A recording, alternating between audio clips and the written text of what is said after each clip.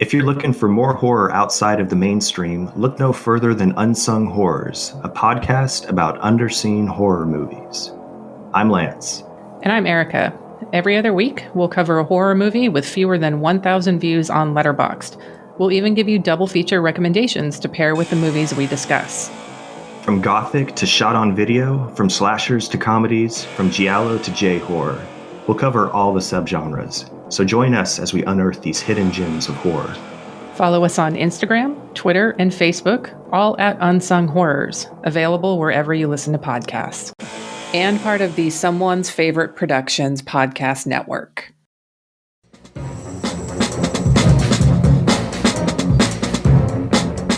Hello, this is Aaron West. I am the author of the A24 New Wave. In this book, I look at A24's output and I make the argument that we are in a new wave movement right now. A24 plays a major role. This book has a supplemental podcast where each episode is a brief conversation about an A24 related topic, whether an actor, director, or even a genre. As I continue research for the book and conduct interviews, I expect to record podcast episodes with people involved with the company. You can find the podcast at cinejourneys.com or wherever you find podcasts, and we are proud to be members of the Someone's Favorite Productions podcast network.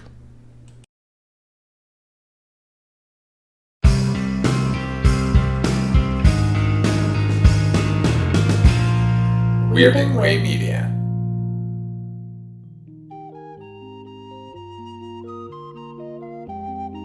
Night, Mr. Walters.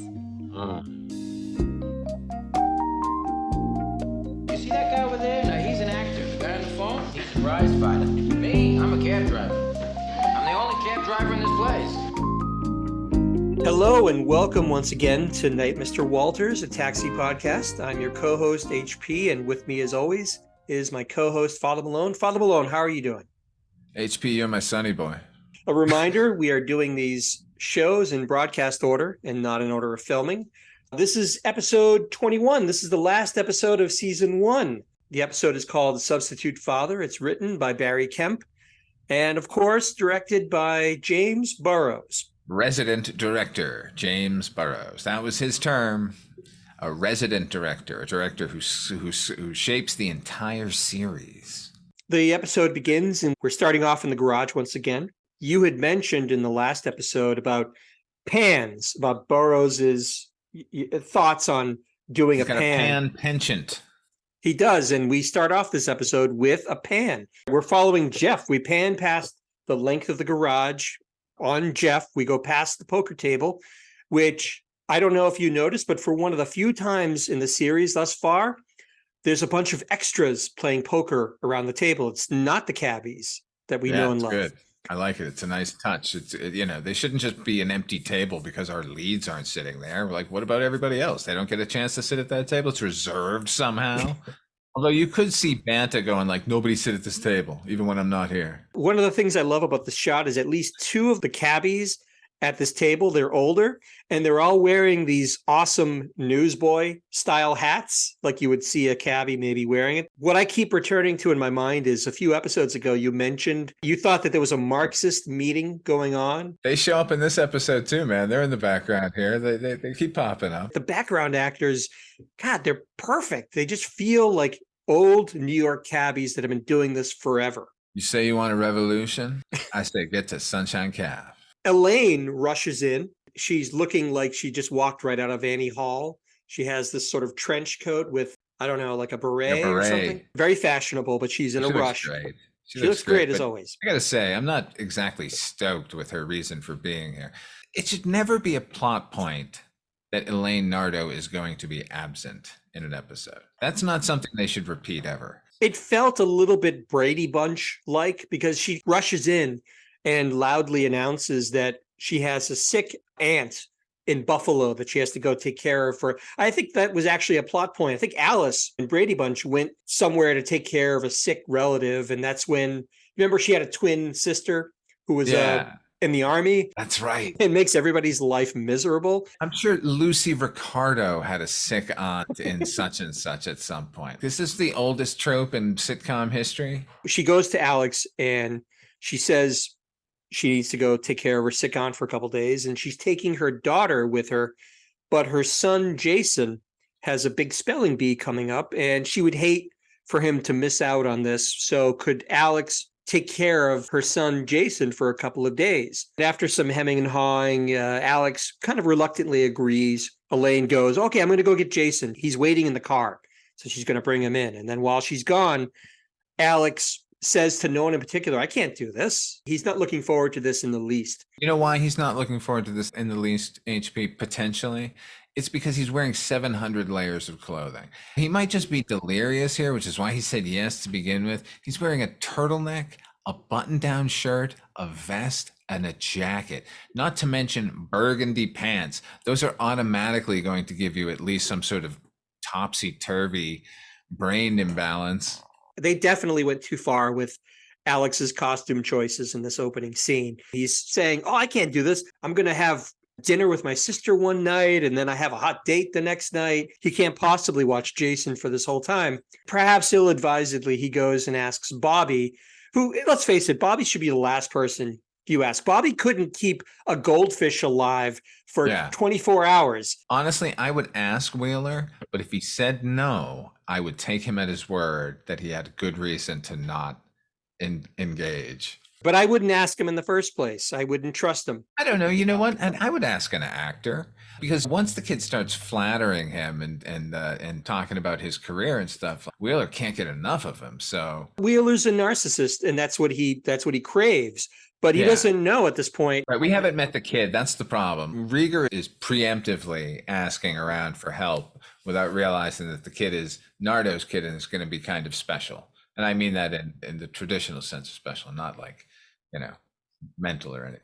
I think we've all been in situations where we commit to things that we have a knee-jerk reaction of, I really don't want to do this. You're going to a party that you're not really that enthused about. You're going to go see somebody. You're not really that. But oftentimes, at least my experience is, those can turn into great opportunities. Like you go there, you have a better time than you thought. That's what we're going to end up seeing here. He asks Bobby if he can help watch Jason, and Bobby protests, and Alex gives Bobby what I can only describe as the gas face. He gives him this look that is right out of Prime Minister Pete Nice's playbook. Oh my God, you're going deep with the third base. Keep going. Oh yeah. And just the look that Alex gives Bobby is enough to make Bobby acquiesce. He says, I can watch him on Thursday, but I have an acting class on Friday. Then Alex goes over to Tony the simpleton, who I probably wouldn't trust with a child for completely different reasons, because I think he's like Lenny from Of Mice and Men. I think without really trying to, I think he would hurt this child, like break his arm or something. My God, this is just getting dark all of a sudden. and you know what? I can't even focus on Taxi right now. I'm thinking about MC Search. Alex does go to talk to Tony and ask him for help, but Tony says he's got sparring plans on Friday, which is an odd thing to say. Like, I got to spar with somebody on Thursday. Wait a minute. Were you implying that Banta might hurt that child? Yeah, but not meaning to. I honestly was really just daydreaming about MC Search, so I didn't understand what you were saying at all. Like, what? I'm correct. You are going dark. That's horrible. No, Banta would never hurt that child. No. I don't think he would do it intentionally. I don't think he would hit him out of anger. Jack Torrance, like, kid got into my papers and I just pulled on the arm. No, I think that he might accidentally break his arm without realizing his own strength, or do something that he would immediately regret. He's a man-child. He doesn't know his own strength. My God, MC Search, take me away. He can't watch the kid on Friday because he's got sparring plans. And now I also took note that we've got another tough guy pose for good old Tony. Don't we? It's a tough guy introductory pose. He's sitting on the hood of the cab, but he's straddling the left fender. It's very, very discomforting. It's very super odd. Weird. I don't know why he's doing it. He's like the top monkey in the cage, just like he's like in Jungle Book, King Louie. A dejected Burns asks, why didn't Alex ask him? Which I think is another clue that Burns is a done deal. Maybe Burns is a ghost at this point. Have we considered that possibility that Burns has been a ghost this entire time? Sixth Sense kind of a thing. Absolutely. Like maybe, you know, and not for maybe the run of the series, but at a certain point, maybe when Cab 804 was wrecked, maybe Burns ceased to exist on this mortal plane, and that's why we haven't seen much of him, and he's had no impact since that date. We've not seen his lovely bride Dorothy Hamilcutt since the accident. Oh my God, HP, I think we've done it. We've unraveled it. And it's fitting that this is the final episode. Okay, here's the thing. I could totally watch a spin-off series, Ghost Taxi, with John Burns navigating the paranormal world. In that case, I would totally be on board with what a rube he was, because we would all be a rube, because none of us have been to the paranormal world, nor have we ever considered that we would need a taxi. Glenn, Les Charles, are you listening? This is gold. Let's make this happen. Ghost Taxi. I think the cabbies have already written Burns off because he doesn't seem to matter anymore in the grand scheme of the workings of the garage. Alex, he says, oh, okay, yeah, for some reason it slipped his mind. He asks Burns, but Burns, like the demon that he is, says he has class on Friday, but he just wanted to be asked. I would hit the guy. Like, he makes this big show of being hurt that no one asks him. And then when Alex asks him, he says, I'm busy. You prick. Don't say that. Come on, can you consider Burns's feelings for once? Nobody's asking him anything anymore. Plus, that's true. He's about to lose his job. Or is it his life? Or maybe he's gone on to a fulfilling career in the forestry arts. The forestry service. Hey, that's a possibility we haven't considered yet. I'm now pulling for good old John Burns. But he does say that he can take Jason Friday morning if Tony can switch his sparring session. See, look at that. He's out there trying to do good. They're all rearranging their schedules, trying to make sure this, because it's only for a couple of days. The spelling bee is on Saturday, and I want to say this is maybe a Wednesday or a Thursday. So it's not like they got to watch the kid for a week. It's a very short span of time. Elaine comes back in with Jason and introduces him around the garage. I also noted here, this is the first time we've seen this, but when we see Bobby Wheeler, his shirt is legitimately unbuttoned more than halfway down his chest. It's very off-putting. I mean, there's a young boy in the garage and he's walking around like Casanova. Listen, very disturbing. Wheeler's not going to tamp out his sexuality just because some kid has shown up unannounced in the garage. He's a lion. He's got a prance, and he's got that mane of hair that he loves to shake around like a lion. Can't tame him. Wild hearts can't be broken, HP. Elaine says some hurried goodbyes to Jason. She hustles out. Unfortunately, she hustles out for the balance of the episode. Putting that aside, that we're now going to be robbed of Elaine Nardo for the rest of the episode, how about the fact that she's dropped her son off for an indeterminate number of days with no change of clothing or like food? Did she give him any money? Like, it was just like they were driving by and kicked him out of the car. He's got no bags. You would figure they would make a show of her saying, oh, here's $20. If you need anything, here's the number that you can reach me at. Here's the phone number of my ailing aunt. Please call me and keep me abreast of the living situations with my child. Like, say, is he still breathing? Little things like that I'd like to know while I'm away. It does cast some doubt on her story. She could be anywhere. Who knows? Do we even know that? Are we sure that her daughter is going to be with her? We don't know. We don't. Maybe she pawned off the daughter on her art gallery people, and she's off with Tom Selleck for the weekend. And you know what? At the end of it, what she'll have, HP? A lovely memory. So she leaves. Now the cabbies and Jason are in this awkward silence because they don't know how to treat a boy, and he doesn't know these adults. So they all end up kind of am-scraying. They make lame excuses. Oh, I gotta go do this. Everyone leaves except for Alex and Bobby and Jason. Alex grabs Bobby before he can rush off and asks him to watch Jason while he gets something out of his locker. So Alex goes upstairs. Bobby awkwardly starts a conversation with Jason by saying, hey, so you're a kid, huh? That's pretty much how I start conversations with children. That's the same level of comfort I feel usually. Like, so you're what, a child? Okay. How's that going for you? Jason already like immediately turns the charm on these adults, and he says his mom told him that Bobby's an actor and that he's actually a great actor. And as I alluded to earlier, this pushes just the right buttons on narcissist Bobby. And all of a sudden, Bobby's face lights up and he leans into the conversation. He's totally into the conversation now. All the awkwardness has evaporated because he's been complimented by this kid. That's right. Wheeler knows or the kid knows what side the bread is butter is on. And this leads to a conversation where Jason admits to Bobby that he's kind of nervous about the spelling bee. And he asks Bobby, how does he keep from getting nervous when he performs? I'm sure you noticed this. This kind of took me out of the scene a little bit. Bobby's response to Jason is clearly looped in. He says, everybody gets nervous in front of an audience. But if you look, his lips aren't even moving when he says the line. Did you notice this? It's a rare misstep. I did not notice it. Does anyone step on Bobby's line at that point? Just like Louie interrupt or something? No. What happens, he says the line and Alex is coming down the stairs. Alex returns. Conway doesn't even have a line. All he's doing is laughing. Right. And somehow they decided maybe to make it more clear that he's conversing with this boy and not just laughing. No, I understand their motivation for doing it. I'm just wondering how they got out of it. And I guess that'd be Rieger coming into the scene.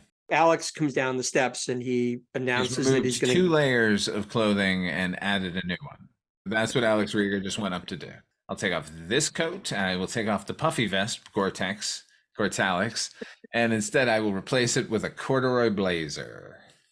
Well, he's probably sweated through all of those layers and he had to. And now he needs a sponge, so he put on a corduroy blazer. So he says to Jason that, they're going to get some breakfast. But suddenly Bobby is totally invested in this kid. And he says, no, don't worry. I'll take him out for breakfast. And they rush out of the garage. They're laughing the whole way. After they've gone, suddenly a very timid, and this lends credence to my theory, by the way, a very timid Tony creeps out of wherever he's been hiding in the garage, and he asks if they're gone. And he admits that he panicked because he doesn't know what to do around a kid. Probably out of sympathy to this naive simpleton, Alex offers to then take Tony to breakfast. But this just proves my point, by the way. The idea that Tony is afraid that he will cause bodily harm to this boy without meaning to. He's frightened that this child is going to be his mental superior. That's ultimately within his heart of hearts. That's what he's concerned about meeting Nardo's child about. Or I would like to posit another theory that Banta is in fact the child's father. Did you get a look at that kid? Looking a lot like Banta. Got the same hair, actually. Same hair, he's got more same of it. olive complexion, looking a little bit Tony-ish. Also, the last episode, we had a lack of good background players. You're saying here we certainly got a return of the Marxist revolution. And in this particular scene, the return of Leggy Blonde in pantsuit. She's sitting in the back having a conversation. Just wanted to call her out. Really? The one who was in the aluminum foil colored? No. That's Space Girl. Okay. Leggy Blonde in pantsuit is this. It's like this all red pantsuit with this like orange shirt, and she mystically appears once in a while, I guess, to sow good luck on the cabbies. So we cut to a B-roll of a cab rolling into the garage. The cab number 804. We've seen this fucking shot a lot, man. I hope they're gonna send out a new second unit crew for second season here. 804 is like the Mary Celeste of cabs. Yeah, man. And you know what? In the end credits of this show, like they follow a cab through the streets of New York at night, and it's 804 again. It's the ghost cab that you just talked about. Maybe it is that, right? Because Burns died in that cab, so maybe it's just a tribute. Oh, geez, I take it all back. And you know what? Earlier in the episode, when the establishing shot of 804 arriving in at the cab company, they do that shot from the back of the cab of the silhouette of a driver. We don't know who the driver is, but really, who's the passenger? Because who would be going to the cab company? It's Burns. It's the ghost of Burns returning for his scene. So we're back in the garage now, and Louie is taking a complaint call in his cage. And I have to say, this is one of my favorite Louis bits. I remembered this as it was going on. Yeah. He says, you say one of the drivers was rude to you. And as he's doing this, he's taking notes down with a pencil. And he says, what was it he said exactly? I see.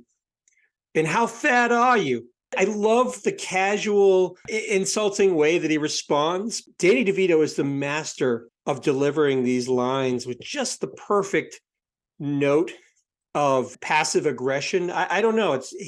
There's something so brilliant in the way he delivers these lines, I think. And he's got quite a few good lines in this episode, I have to say. This is a really good episode for Louis De Palma. Tony runs into the garage. He's sort of chasing after. Hold on. I got to say, this is something I've always wished one of my managers would have done for me. Not necessarily that I'm out there like making fun of people or anything, but somebody who would go, let me just ascertain what kind of an idiot you are complaining. Like, oh, I see. You're actually the problem. It's not my employee. The wonderful thing is, through the course of the scene, we'll see him finish up this call. And at no point are we led to believe that the person on the other end of the call is catching on to what Louis is doing. Like that the call begins and it ends. And I think he even says, okay, I'll make sure that person is reprimanded. He's able to deliver these sort of zingers without the person on the other end of the phone really catching on to what he's doing. Yeah, that's a rare talent. I've only known a few people in my life who can do that, and they always marvel. This is sort of an odd episode, but we do see quite a bit of Louis in this, and we get some more insight into his character, which I think is really great. It's a good showcase for Danny DeVito. Tony runs into the garage, playfully chasing after Jason. He's gotten over his reluctance to watch Elaine's son. He recognizes his equal. I guess, or he accepts that he's his intellectual superior. Tony tells Louis, 2 boxing lessons and he can already beat my brains in. And here we get another great Louis line. Louis replies, what took him so long? It's classic De Palma. We get a lot of that in this episode. You love mean De Palma, don't you? I love when he gets after Tony. It may be like I really appreciate that because of my history with this series so far. But we talked about this at length a couple of episodes ago, that Louis is really the only person who can get away with insulting Tony in this fashion because he's Tony's boss. And even though Tony could literally punch him into oblivion, Tony will never do that because Louis is his superior. And it's a wonderful dynamic between the two of them. And we see it here. Tony goes to get Burns, who's apparently going to be taking over, watching Jason. He's going to take Jason out. Louis wraps up his complaint caller and he starts his own conversation with Jason. He admits to Jason that it's kind of funny. He doesn't dislike Jason as much as he does other kids. And he's in a rare bit of candor. Louis says, well, it must be because they both have a single mother raising them in common. Without being saccharine about it, they're peeling some of the layers of the Louis onion back and giving you some insight into him. Oh, make no mistake. This is a Louis episode. It really kind of is, isn't it? Oh, yeah. As we'll see. We get shades of everyone's reactions here. They're all involved. They all have their little mini arcs. This is about Danny DeVito's Louis De Palma figuring out his place in the universe and whether or not he can have children or whether or not he would want them. I wasn't thinking of it in those terms, but you're absolutely right, as we'll see. Burns comes out and he says that he and Jason are going to go see Death on the Nile. Oh, it's a perfect kids film. Agatha Christie. Absolutely, played by Peter Ustinov. Okay, so look, this episode aired on May the 15th of 1979, which means that probably filmed a few weeks beforehand. Death on the Nile was released in September of 1978 and ended up playing for about 2 years. For those of you who are under the age of 1000, movies used to play in movie theaters for long periods of time. They'd stay around forever. So Death on the Nile was definitely around in the spring of 1979.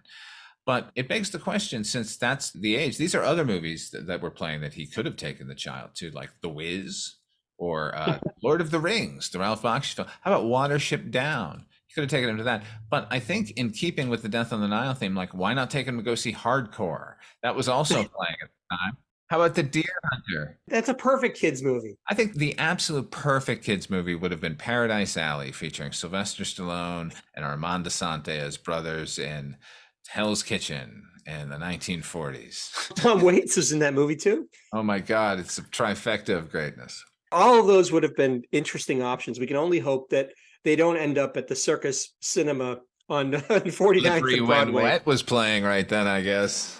Jason admits to Burns that he feels bad because he hasn't really started studying for the spelling bee that's going to happen in a couple of days.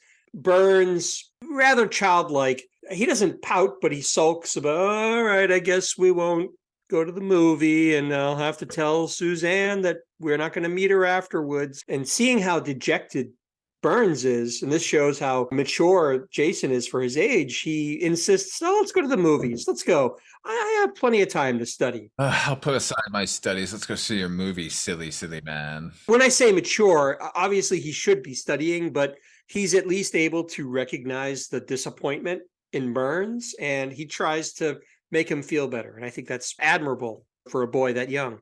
HB, here's the last I'll say about Death on the Nile. Yeah. I saw Death on the Nile in the theater. I was taken to see the movie by my grandmother. Really? Yeah. And? Oh, I loved it. I thought it was like the most adult thing in the world. I thought, oh my God, look at adults being adults, solving crimes. Was it an R-rated movie? I don't think it was R-rated. Out of curiosity, this is the last episode of the season. Just want to break this down a little bit. What was your first R-rated movie in the theater? Do you remember? Does a drive-in count? Absolutely. I remember seeing the film Orca with Richard Harris and what's her name? But Jacqueline Bisset, who? No, not Jacqueline Bisset. Bo 10. Bo Derek. Bo Derek, yes. Yeah. Orca with those two. Yeah, that's the first R-rated thing I remember seeing projected. And that was at a drive-in. And it was in a double feature, I'll point this out, with Star Wars. And it was the opener for Star Wars. So I had to struggle mightily not to sleep through Orca in order to get to Star Wars. I got as far as Darth Vader showing up at in the doorway of the Tantive 4, and then I was asleep on the top of the car. You must have been pretty young if Star Wars was the main feature. It might have been a re-release of Star Wars. Oh.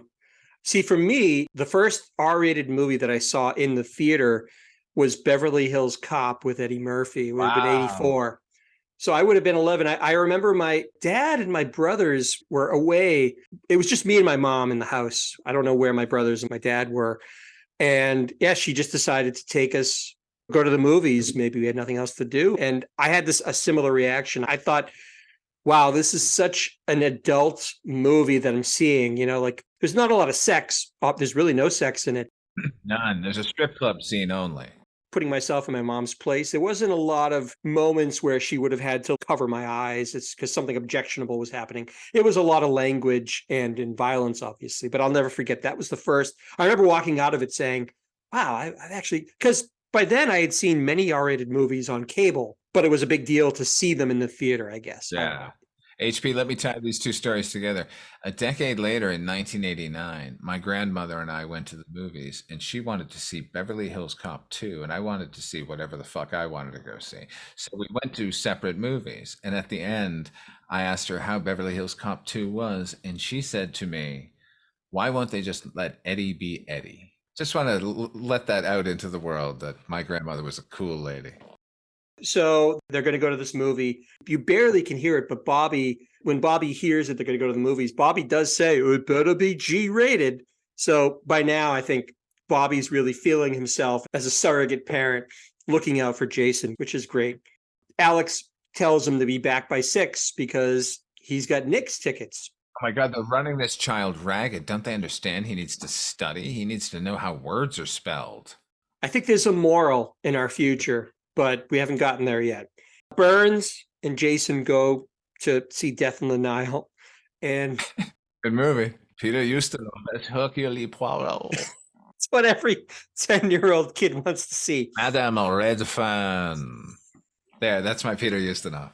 So Alex checks with Tony to see about additional coverage for Jason because they've run out of options. Now they've, neither Tony nor Bobby nor Burns can cover him for a period of time. And at this point, Louie starts to loudly cough to try and get their attention to indicate that, hey, he'd like to watch Jason, because clearly Jason and he have shared this moment and he feels like he'd like to watch Jason. It's like Burns all over again, except Louie means it. Clearly, Alex and Tony have figured out what Louie is after, but they keep playing this charade to make him become even more ridiculous with his coughing. And he's coughing, and it gets to the point where Louie is almost hacking up a lung. He's coughing so dramatically. It's too much. It was exhausting. It is too much. And we get another vaudeville moment because Tony finally says, I got it. Let's ask Louie. And Alex's reply is, yeah, I don't want him to catch his cold. So, vaudeville. We need a sounder for that every time that happens. As we fade out, everybody's all smiles. They're all coming together because they all love taking care of this Elaine's son. So we cut to, and this part was interesting. We cut to a nighttime B-roll as we fade into what I believe is Alex's bedroom in his apartment. This was another interesting sort of set decorating situation where he's getting changed in his bedroom. He's putting on a shirt, but in the doorway, you see it's like a corridor and there's even a radiator. Did you see on the wall, there's at least 8 pictures of what look like child drawings of trains, just plastering this part of the hallway. Yeah. And then ominously, right on top of that is a giant piece of paper that the only thing I could read on it was the word, in large letters, the word collection. Did you see this too? I didn't, but now I'm frightened. I'm intrigued because, I mean, the train thing is weird enough as it is, but this leads me to wonder, is he getting evicted? Is he in trouble with a collection agency? Why is there this giant paper on his wall covering all these trains? Now that you put it that way, is this a child criminal organization that is threatening him? They're letting him know that the train is coming for him? Is there an enforcer named the Train? Or because it's a child criminal organization, is he the choo-choo? So is this like a Bugsy Malone situation? I hope so. Alex has dressed for it in the past. We mentioned in an earlier episode, he was dressed very much like an extra from Bugsy Malone. So maybe that gang is showing up. Fat Sam's gang is going to show up here to let him know he can't be parading around like them. They're sending him a message. That's what they're doing. So Alex is changing in his bedroom and Louie and Jason arrive. Jason's wearing a sport coat and button-down shirt. And the collar, I swear to God, is about 20 inches wide. It's the biggest collar you've ever seen on a 10-year-old boy. Jason announces that Louie took him to the wrestling match, which sounds like a lot of fun, actually. I'd love to go to the wrestling match with Louie and Louie's mom, right? Hell yes. That would have been I wish we had spent a little time there with them. It was probably like really old school wrestling matches with like Gorgeous George the Animal Steel, and all these great. And it took place in like a community center or some sort of like a gym somewhere, like a hall. Yeah, exactly. Like some high school auditorium. I'd love to have been part of that experience. And they, just judging from their demeanor, they had a great time. And it's nice to see that Louie has really stepped up, that he's really enjoying his, as we said, this is kind of Louie's story. He's enjoying taking care of Jason, spending time. All the cabbies love this kid. So Elaine is doing something right. Louie asks what Alex and Jason are going to do. And Alex says they're going to go out for ice cream, which begs the question. We see Alex getting dressed. He's putting on a nice button-down shirt and he has a nice pair of slacks. It's like the middle of the night. Why is he dressing up so fancy to take the kid out for an ice cream cone?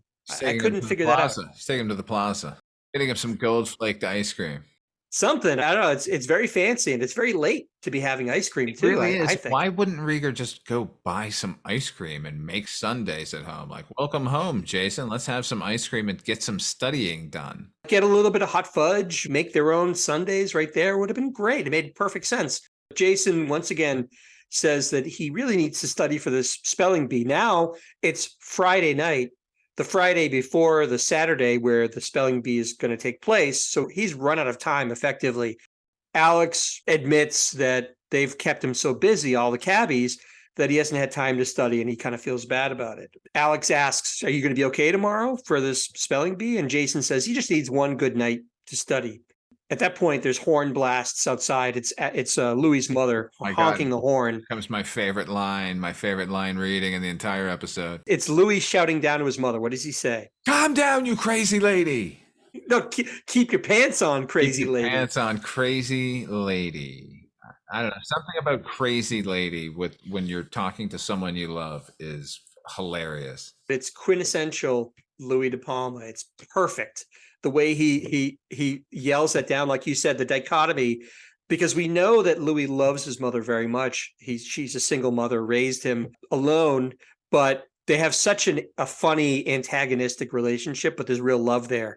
I love to see that. Equally acceptable is Devil Woman. It's charming the way that he treats her and calls her these names, but you know that he loves her. Alex leaves Jason alone in the bedroom to study. The kid takes out like a big pile of books. I think there's a dictionary mixed in there. And sure enough, he opens the books, and just as quickly, Jason shuts his eyes and falls asleep right there in the bed, right on the books. So he's had no time to study. Oh my God, on a very special taxi. We fade in. It's a school auditorium. It's time for the spelling bee. Look, the last episode, you didn't like the set decoration for the Plaza Hotel. They more than make up for it with their rendering of a school auditorium. It was amazing. Well, let's talk those goddamned exit doors, because I want them in my house right now. The exit doors are painted in an arrow pattern with the word exit on it. It is a work of art. It is gorgeous.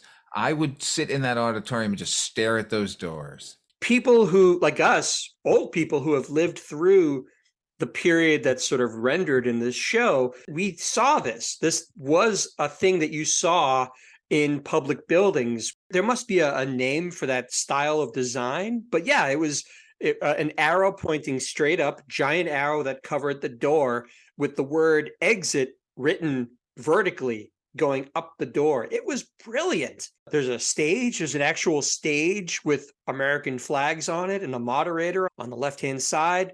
There's seating for what appears to go on for rows and rows of chairs with parents filing in. It was one of the best set decorating that we've seen yet on this show. I thought it was wonderful. Yeah, that's saying a lot because, look, in the last episode, it was a lackluster third act, new location, but every other episode has just been topping itself over and over and over again. We're always impressed with how amazing they make their world whenever they step out of that garage, and this is a topper. What a way to go out. They top themselves. I mean, like, we've seen them build gyms with a boxing ring in them. We've seen them build out reception halls for high school reunions. This topped it all. The only thing that this didn't top was Bobby's basement apartment, which I think is still the gold standard, but this was great. Bobby's basement apartment, though, is a recurring location. We're talking about the third act locations that take place in a location that we'll probably never come back to. At this point, a nervous Alex and Jason file in. The rest of the cabbies arrive to watch Jason compete, and he's thrilled. It's like all of these surrogate fathers come in here to watch Jason. It's just a fun little scenario where these cabbies, these sort of, some of them like Louie, we didn't know that he had this in him to be kind of an expectant father figure in a way. And it's just wonderful to observe. And Louie says to Jason, he's got nothing to worry about. He's had a look at the rest of them, and they're all losers. There's something in the way that De Palma says the word losers. It rolls off his tongue like honey. It's perfect. And he says that a bunch of times in this scene. I love it. HP, I'm gonna hire Danny DeVito in a cameo to call you a loser. I would love that. The moderator, as I said, on the stage announces the start of the beat. All the kids file in, the moderator announcing the name of each contestant. And after the first girl is introduced, I love this moment. The father, who's sitting near Louie, proudly says to Louie, "Hey, that's my daughter." And Louie says, "Well, she's a loser." Right to the guy's face. It's so great. Jason is introduced and the cabbies, it's like they're at like a Yankees game. They go nuts cheering for him. At this point, Louie bets the father, whose kid he just insulted, he bets the parent $20 that Jason's going to win the spelling bee. And this father is understandably taken aback. And he says, I do not bet on my child. To which, yes, you guessed it, Louie comes back and says, that's because you know she's a loser. Couldn't get any better. It's a cornucopia of losers for you here. I'm in love with the idea that this guy's doing nothing more than cheering his daughter on. And he's got this Yahoo in the audience who calls her repeatedly a loser. It's perfect. In season 2, we should have a segment like Loser of the Week. A bit of trivia, by the way. One of the kids on the stage is introduced as Mary Lou Hartman, as you might guess. This is a relative of Mary Lou Henner. In fact, this is Mary Lou Henner's niece, Suzanne, in a little cameo. Wow. Good for her, keeping it here in the family. Better than Conaway's sister's cameo, right? Where they just jammed her into that soap opera at the beginning. I guess the soap opera? She got laughs, though. So maybe Conaway's sister is the victor here. What was it was like For Better or For Worse was the name of the soap opera? For Better, For Worse. My God, man. I keep getting it wrong. The spelling bee starts and Jason takes the stage. Banta says, the first round is always the toughest. And again, Louie can't help but give it to him. And he replies, you ought to know, Banta, that's the only round you fight in. I love it. He's giving it to Tony. Oh, my God. Any chance he gets. It's great. Louie heaven for you here. I didn't think of it until you mentioned it, but this is really Louie's episode. I keep returning to that central notion. Right now, you should feel doubly robbed that they were so interested in the goddamn plot of this episode of keeping this kid from studying that we did not get to see Louie De Palma and this kid at the wrestling match together, with Louie falling in love with him and wanting to be a dad. And that would have been a great set. They would have built the whole wrestling ring, maybe like an auditorium or a hall of VFW where they're fighting. It would have been great. Put them in this high school auditorium, put a ring in there instead of the seats. We still get the doors. Oh, perfection. Jason correctly spells the word phosphorus. And again, the cabbies are cheering like they're at a baseball game. Alex is embarrassed and he says to no one in particular, excuse our excitement. To which Tony adds, yeah, we're his father, which is actually kind of sweet. I've been beating up on Tony for this whole episode, but it's kind of nice to see him feel like a part of Jason's life. He didn't think he could handle it, but he is. Yeah, man. That's you beating up on Banta. I don't have any problem with that guy. I'm admitting that I'm a little wrong in this case. I can change. So we fade in, and it's clearly later on in the competition. I think a lot of the kids have been knocked out. It's Jason and I think a couple of other kids. Oh, a note, by the way, they cut to the cabbies. Did you notice? They cut to the cabbies, and Jeff Conaway really makes a meal out of this yawn to sell the idea that they've been sitting in this auditorium forever watching this play out. Did you notice that? That's right. Bobby Wheeler registering to everyone in the auditorium. They right. Speed things up here, man. He's supportive, but he ain't that goddamn supportive. He just yawns like nobody's business. It's crazy how much he yawns. The third to the last kid is knocked out, and now it's just between Jason and, ironically, it's the daughter of the man that Louie repeatedly insults. And they go back a few times, and unfortunately, in a head-to-head matchup, Jason loses on the word vermeil. That's the word I wasn't familiar with. You know what vermeil means? Something green. I don't know what. According to the Merriam-Webster dictionary, vermeil is a noun which means gilded silver. Ooh. Who knew? Not I. You learn something new every day. The other girl in the spelling bee nails the word and she wins. And Louie, of course, jumps out of his chair and starts yelling, fix, fix. And the other cabbies hustle him out of the auditorium before he can cause any more trouble. They cut to the garage, and the rest of the cabbies are trying to cheer Jason up about his spelling bee defeat. Again, Alex admits that the cabbies should feel bad because they kept him too busy to study. At that point, Elaine hustles back in. She's still wearing her trench coat beret combo, but it sounds like her aunt is on the mend, which is good. Looks like Elaine didn't bring any clothing for herself either. She's clearly too irresponsible to be a parent. You got that phone call and just hustled out the door. It casts doubt on what she was actually doing. I agree with you. I think she was spending that time with the art collector played by Tom Selleck from the Cab 804 episode. Bodio Joe. She's still wearing the same clothes she wore 3 days ago. She gives Jason a kiss and says, "How are you? I missed you. How was the spelling bee?" And Jason tells his mom that he lost.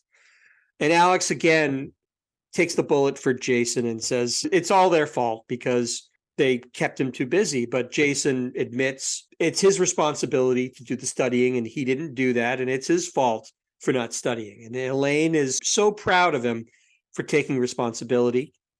Jason says his goodbye to all the cabbies. And after Elaine leaves, all of the cabbies there, and again, it's Burns, it's Tony, it's Bobby, it's Louie and Alex. They all become really pensive. They're missing their proxy fatherhood, and they get very reflective about it. And Louie, of all people, breaks the silence by sharing a bottle of 12-year-old scotch that he's been saving for a special occasion. You notice it's always a 12-year-old bottle of scotch.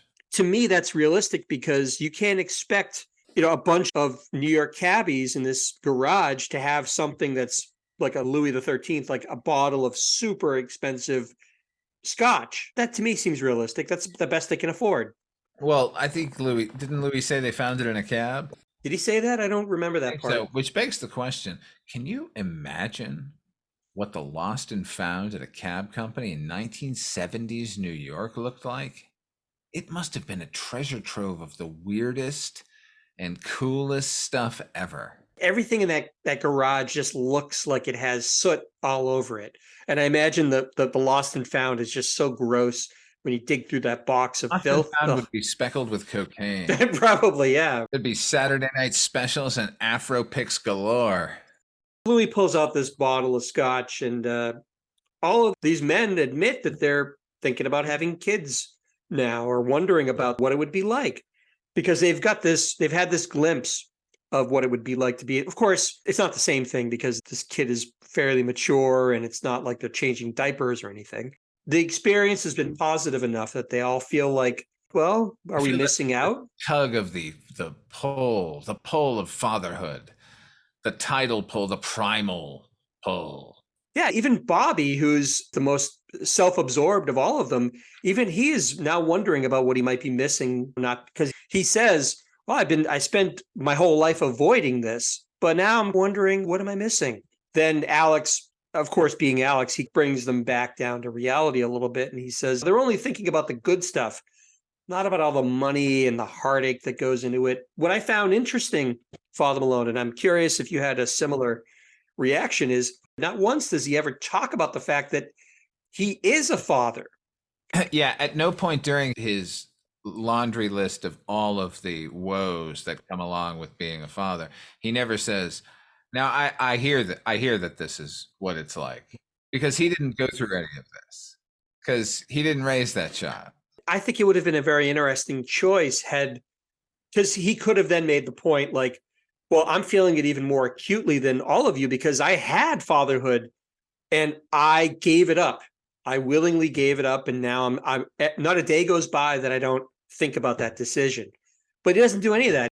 That, I think, was a little bit disingenuous. I think they missed an opportunity in the writing to really nail it, Yeah.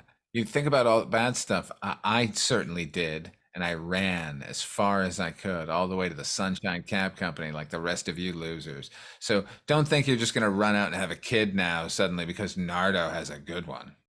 But it's sweet that they're all sitting around wallowing a little bit in their uncertainty and their sadness over possible missed opportunities. We actually have a bumper in this episode, and it's actually cute. All these men, these cabbies are still in the garage drinking. Louie breaks into the song Sunny Boy with Alex, and eventually all the rest of the cabbies join in and they finish the song together. And it's a sweet note to end the show on. But by the way, we also get for the season finale, we get another Banta tough guy sitting on the cab moment. Did you notice that? Oh, certainly. He's on the hood of the cab again. He can't help it. He's got to sit there where he doesn't belong. Can I say that the Sunny Boy sequence works because Alex keeps doing that like jokey Mystery Science Theater 3000-y kind of thing, maybe like call and response where he's asking questions where the next lyric of the song will be the answer. It is very cute. Again, it keeps it from getting too sugary, sweet, and saccharine. It's a little funnier that way. Should have ended with Jeff getting on the microphone and going, "Could somebody go pick up a passenger? Are all of you drunk right now? Is that really? We have no cabbies. Great. Latka." Since the Mama Gravis episode, I believe, we haven't seen hide nor hair of Latka. I don't know where he went. Did he go back to the old country? Is he living in shame because of what his mother did with Alex still? Who knows? But we haven't seen him for a couple episodes now. As is our custom, we're going to talk about yellow lights now. What does a yellow light mean? As a reminder, we grade each episode on a score of 1 to 5 yellow lights. 5 yellow lights is the perfect quintessential episode of Taxi. 1 yellow light is, it doesn't get any worse than this. This is the worst that Taxi has to offer. As is also our custom, I'm going to throw it to you, Father Malone. How many yellow lights do you give Substitute Father? The season finale of season 1 of Taxi, Substitute Father, I give 2 yellow lights. It is neither here nor there. It is neither hot nor cold. It is lukewarm. Therefore, I spew it from my mouth.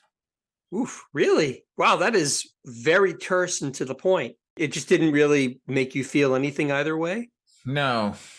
It's good to see the gang, and particularly the relationship between Louie and the boy, but it only made me wish that it was an entirely Louie episode with the boy, and made me obsess on a scene that didn't happen. But they brought it up, so I feel justified in doing so, which is the deleted scene of Louie De Palma and the child at a wrestling match. Release the De Palma cut. I can't disagree with what you're saying. Well, I can. But I, on the other hand, I gave this episode 3 yellow lights, actually. Wow. When I came into this episode to watch this episode, I had a memory of watching it however many years ago, the last time I watched it. And just the memory of the plot and the synopsis made me think going in, this is probably going to be a 2 yellow lighter. But then I watched it again. It was better than my memory led me to believe it was going to be. It is a very sitcom-y plot. There's no question. But I think it's really nice to see the male leads of the show showing this different side to their personalities, especially Louie, because to the point that you've made several times, it really becomes a Louie episode because he's probably the least likely to go on to have kids. So it becomes more special for him, this bond that he makes with Jason. And I really like that. Yes, it's a fairly predictable episode. You know that they're running this kid so ragged that he's bound to fail at the spelling bee.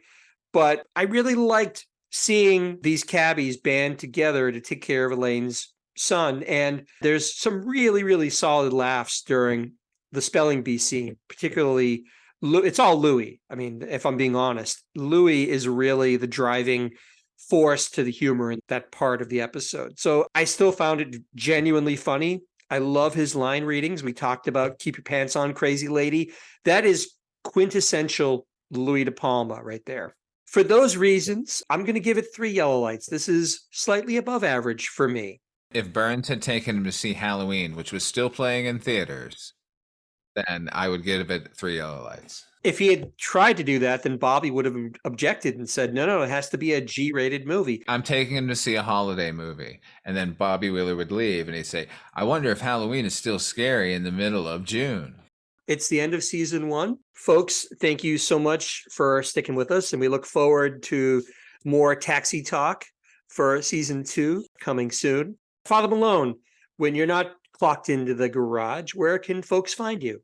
I just want to stop before I plug anything and say farewell, John Burns. We'll meet again. Don't know where, don't know when. He might have been a ghost the whole time. We're going to have to re-examine all of that. Anyway, if you want to hear anything I'm doing, go over to weirdingwaymedia.com. I do a couple of shows over there, including Midnight Viewing, the Night Gallery. No, well, it's kind of a Night Gallery podcast, but it's also a Tales from the Dark Side podcast. It's an horror anthology podcast. Check that one out.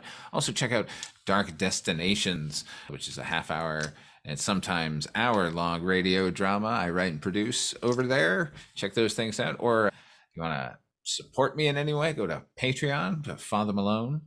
That's me there. So go to those places.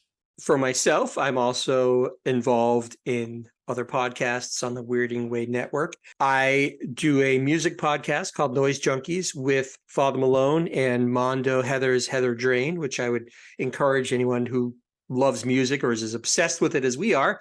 Please check that out. And I've also helped out Father Malone in musical and some non-musical ways on Dark Destinations.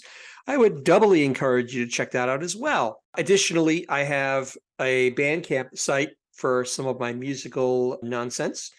It's hpmusicplace.bandcamp.com. Please check that out if you so desire. So that's going to do it for this episode of Night Mr. Walters. Thank you so much for listening. If you like what you hear, please feel free to subscribe to the podcast, write a review, rate us.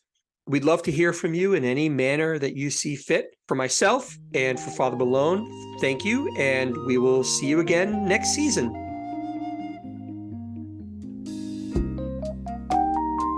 Night, Mr. Walters.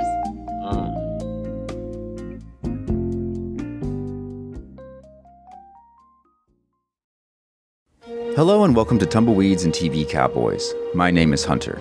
In this podcast, I'll be joined by a different guest each week to discuss a classic Western movie or TV show. I've been a fan of classic Westerns for as long as I can remember, and in recent years, they've become very nostalgic for me. I love the aesthetic, the tropes, and I love seeing different filmmakers' takes on them. At their best, they're incredibly entertaining, rewatchable, and some of my all-time favorite movies are Westerns. We'll mostly focus on Western movies made in Hollywood, but we'll also be covering spaghetti Westerns, and one thing I'm very excited to get into are Western TV shows. I've got some amazing guests coming on the show, film professors, historians, and podcasters. And Tumbleweeds and TV Cowboys is part of the Someone's Favorite Productions podcast network, and many guests on the show will be from other shows on the network. Thanks for listening.